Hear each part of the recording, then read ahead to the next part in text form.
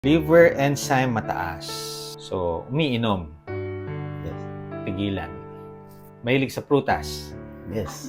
Number 1. Tigilan. Saging, minsan pag kumakain ako, 2, 3. Tigilan. Tapos mansanas. So, alcohol, fruits can elevate your liver enzymes. Ibig sabihin,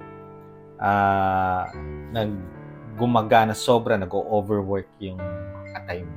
So, yun yung gagawin natin. Out ang alcohol. Bakit natin i-out? Kailan magpahinga ang atay natin? Pagka hinayaan natin to, na pataas ng pataas, meron tayong tinatawag na mild fatty liver, moderate, severe fatty liver. Then, etong tatlong to, mild, moderate, severe fatty liver, reversible. Pwedeng mag-normal. Ang atay natin, pink dapat ang kulay. Nagda-darken yan pagka may fatty liver.